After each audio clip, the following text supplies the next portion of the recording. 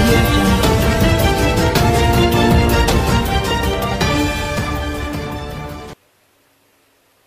ఈ రోజు ఇది చాలా ముఖ్యమైన విషయం.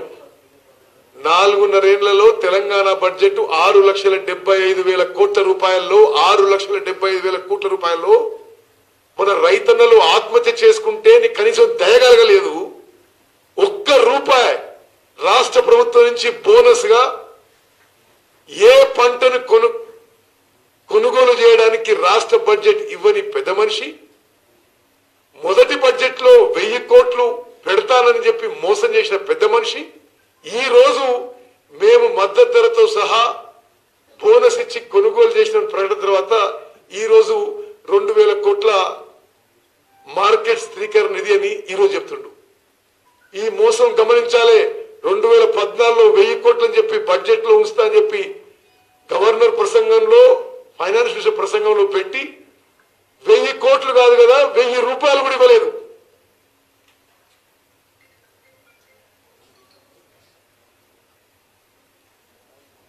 ఇప్పుడు 2,40,000 ఇల్లు కడతామన్నాడు.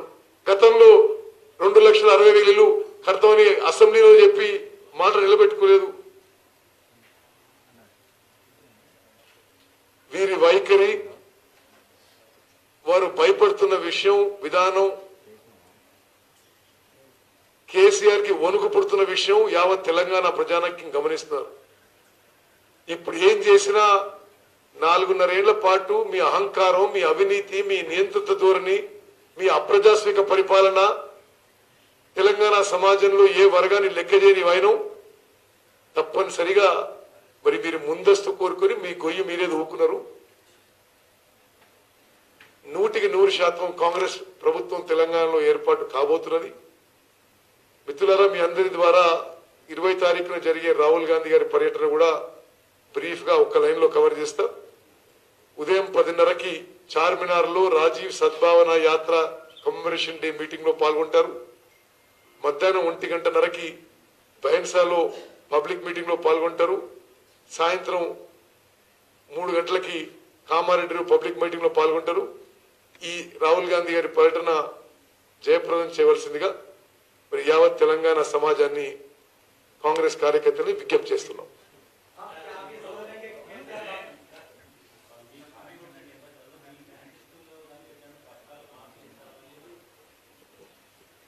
చూడండి, తెలంగాణ ప్రజలు చాలా చైతన్యవంతులు. వాళ్ళు జాగ్రత్తగా గమనిస్తున్నారు. ఇది ఏ విధంగా సంవత్సరం నుంచి మేము మాట్లాడుతుంటే ఇది వీలు కాదని మళ్ళీ అది మేము తెలంగాణ ప్రజలకు ఏం సందేశం వెళ్తుంటే ఈ రోజు అని చెప్పిన మాట కూడా మోసం. వాళ్ళకి చిత్తశుద్ధి లేదు, కమిట్మెంట్ లేదు, ప్రజల పట్ల కమిట్మెంట్ లేదు. బహుశా భారతదేశంలో ఏకైక ముఖ్యమంత్రి ఒక్క సామాన్యుని కూడా 4.5 ఏళ్ల పాటు కలవని వ్యక్తి కేసీఆర్.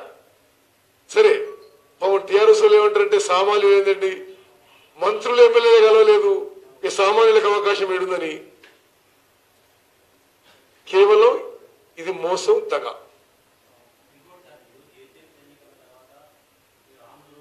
కామెంట్ చేయండి. ఎప్పటికప్పుడు మా వీడియోస్ చూడాలంటే సబ్స్క్రైబ్ చేసుకోండి.